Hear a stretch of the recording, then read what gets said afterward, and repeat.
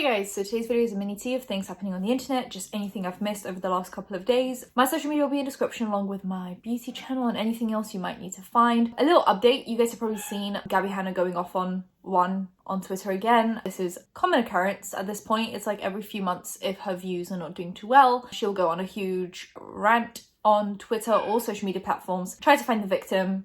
It's never her, apparently, and blame everything that's ever gone wrong in her life on said victim. This time she picked this YouTuber called Rachel who criticised her poems. That was it. That's all she did in life. She criticised her poems 5 months ago. And Gabby is now saying that, you know, she's being silenced, she's being criticised, her career is being ruined again. When in reality, no one has made a video on her in months. And if I have, talking just about myself personally, it's usually in a positive light or just talking about something that someone has said about her. But that hasn't been in a while, probably 2 months at this point.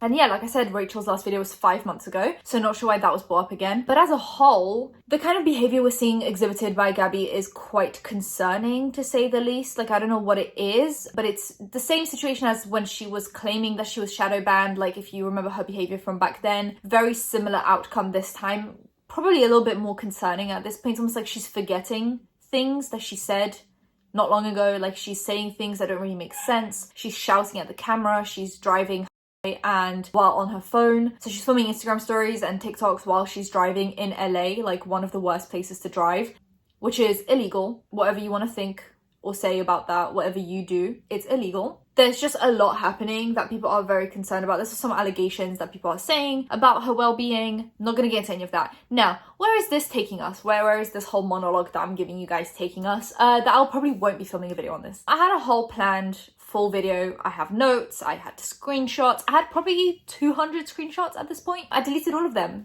And the notes I'm probably going to delete as well. Look, there are things I'm willing to talk about and there are things I'm willing to say when it comes to someone who's quite clearly going through a mental breakdown, like very, very obviously going through a mental breakdown, and that's no shade to her whatsoever. I feel actually extremely bad for her. I think she's definitely going through something in her personal life that we don't know about.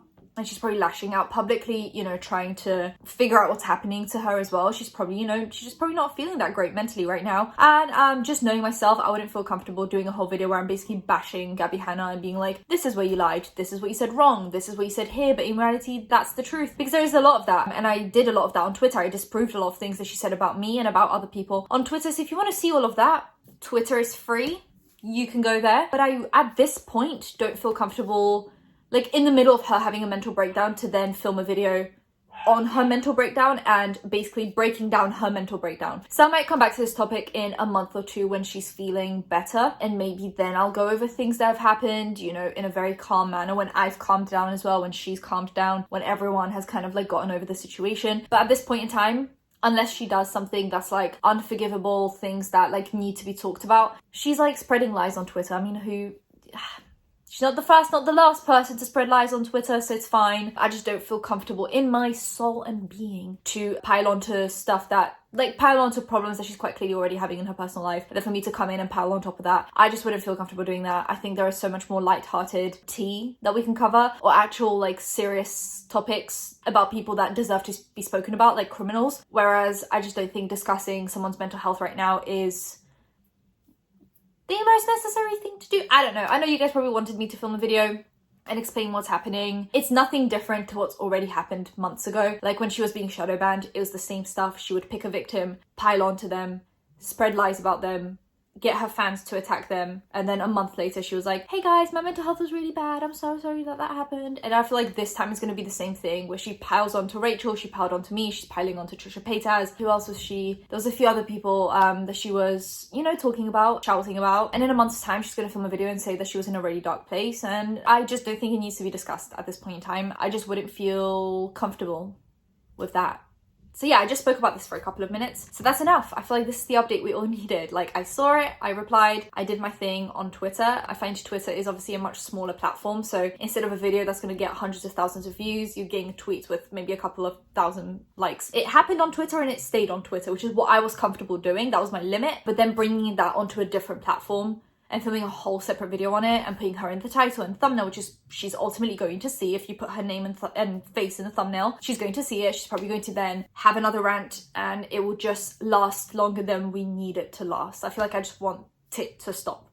I want her to get better. I want her to get off social media just for a couple of days to like recoup and refigure things out. And I don't think me filming a whole feature-length movie on her is going to be the way to get her to leave social media for a minute and breathe and recoup and figure out a support system. So just human to human, let's just leave it. Let's drop it. Unless she does something unforgivable, let's just drop it for now. Okay, that's just my idea on these situations. So let's just get into some more light-hearted stuff. Why don't we? Okay, we have Demi Lovato. I forgot to speak about this. And just to preface this, Demi Lovato has struggled with eating disorders in the past. So she recently went to a local, like, small business that sells frozen yogurt. And they're called Big Chill. I think they're in LA. And she said she came in and there were different categories of frozen yogurts. And they had a category that was sugar-free, which she then, I guess, because of her past with eating disorders, she then linked sugar-free to like diet culture, which, yeah, understandable, but also like there are many illnesses that require sugar-free products. So anyone that's now filmed a TikTok on this or posted on Twitter about this, there are many people replying to that saying people that are diabetic need sugar-free products, anyone that has celiac disease needs sugar-free products, and the list goes on. And you shouldn't have to put an illness to something to justify it. Like, there shouldn't have to be this like, it's sugar-free because X amount of people have this disease and X amount of people have this illness, and it's like there shouldn't have to be that link made to justify a sugar-free product. At the end of the day, not everything is diet culture. Some things are just out of necessity. Someone needed that product and it was provided for them. So she then ranted about that on her Instagram account, and then she ranted on Instagram again in like a video form where she was like, I came into the frozen yogurt and I left without one even though I wanted one because of the guilt and the diet culture that was surrounding that place. People then really had to go at her. Since then, I think she's lost 130,000 followers on Instagram because of her bashing a small business over them doing a good thing and including everyone of all different, you know, backgrounds. Like, yes, she suffers with an eating disorder, which is a mental disorder, but at the same time, there are many other illnesses as well that require things that might be bad for her. So it's like, where do you find the balance? Do you know what I mean? It's like, for her, sugar-free has a bad connotation, but someone else, sugar-free means that they get to enjoy yogurt even though they are ill in some way where they can't have sugar. So it's like, you have to have a balance of having everyone involved. And in that video that she filmed, she said that she wished it said like, oh, like this is for celiac disease and this is for something, where if someone had to come in and be like, hey, can I have this celiac disease yogurt? That's not comfortable for people, right? It's as if like she had to come in and be like, is there a yogurt for people with eating disorders? Like, that just doesn't happen. So people are just like comparing things and saying like, would you be okay if someone else made you just like announce any illnesses you have to the world just so that you're justified in your like purchases? No, right? So since then she's gotten a lot of heat on TikTok, Twitter, Instagram. Like I said, she lost 130,000 followers. She also, I think people are saying that she said she donated money to Big Chill, but Big Chill said they never received a donation from Demi. So not really sure what's happening over there, but that happened. I don't think it's a reason to be cancelling someone. Like, she made a mistake. She said something slightly ignorant. Who hasn't? At the same time, I think we just need to accept that other people are also going through other things. And sometimes some things might seem weird to us or unnecessary to us, but they are necessary to someone else and someone else's well-being and happiness in life. Okay, some people just want frozen yogurt without the sugar in them. And that's fine.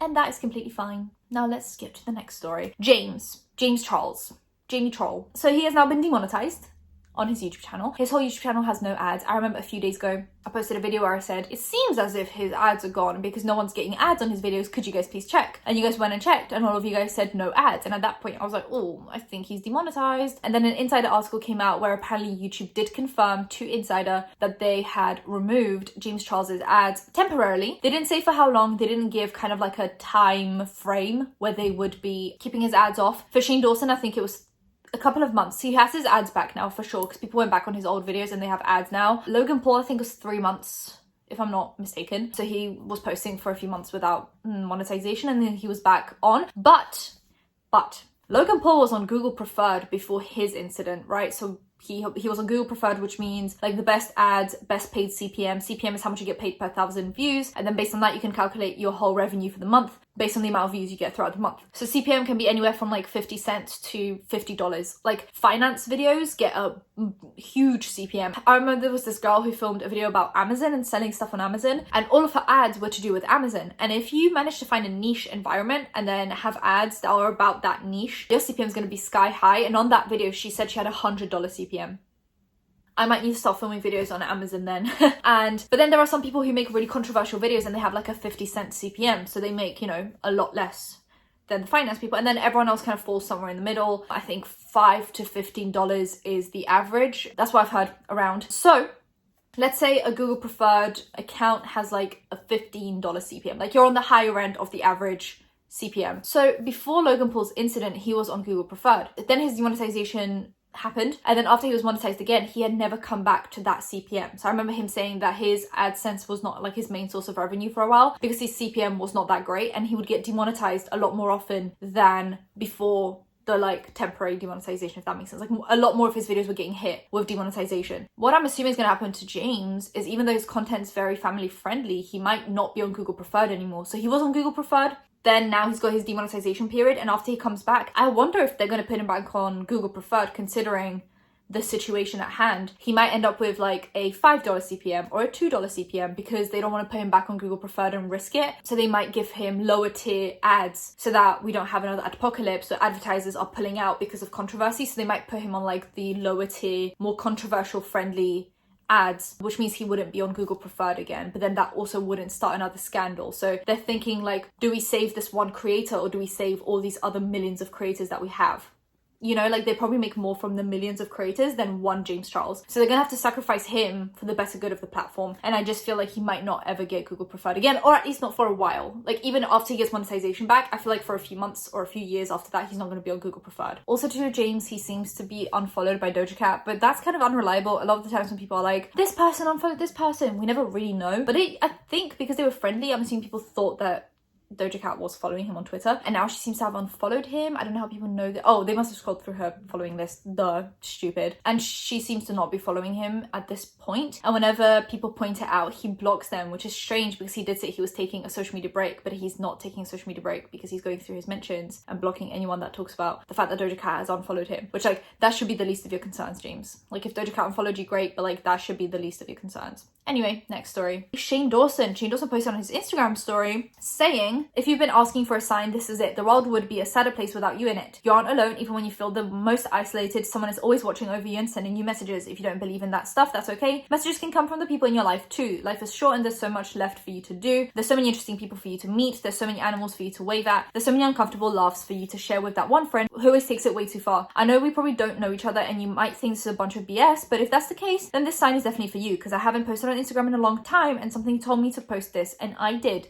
for you. And then he posted the National Suicide Prevention Lifeline, which is a phone number if you ever need to talk. I'll leave it up on the screen because I think that's actually quite interesting and actually quite useful. So that's up on the screen. If you need to call, please don't be ashamed to call. Don't be embarrassed. There's nothing embarrassing about that. So yeah, as a whole, I wonder where that message came from. I wonder if that's to do with his own controversies and his life and the way things have progressed for him. I don't know if that's just like a random message that he put out there, but like I'm glad it's a positive one, right? Like at the end of the day, at least it's a positive message to put out there. Also, his boyfriend Ryland, well at this point fiance Ryland, recently there was like an episode of The Sip that I never covered where he said that he doesn't know how long they're gonna do the whole like podcast thing for, at least visual. Like they're gonna do audio for a while, but he doesn't know how long visual podcasting is going to go. So I'm assuming he wants to kind of get off YouTube as a platform because that's where a lot of his controversy is, and controversy surrounded Shane and stuff. So if he had just stayed on like Spotify and Apple, that's a whole different audience who might not care or know about Shane Dawson's controversies. He kind of spoke about the fact that, you know, it's kind of difficult to have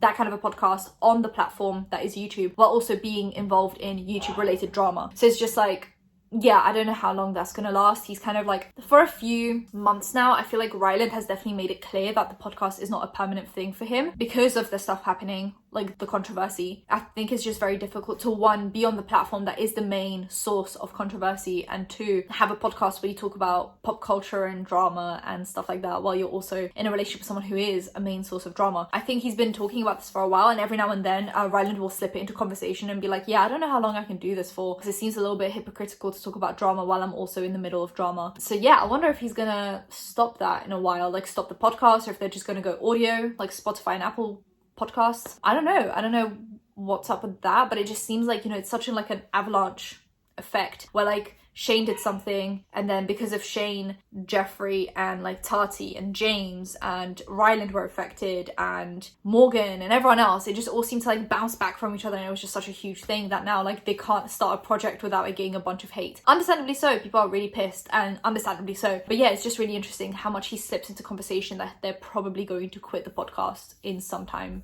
or at least YouTube podcasting. Anyway, that's it for today's video. If you guys enjoyed it, give it a thumbs up, comment down below anything you want to comment down below, and subscribe to post videos every time something happens. Say that will be notified when that's happening. Social media links, any other links in description. I'll see you in my next one. Bye guys.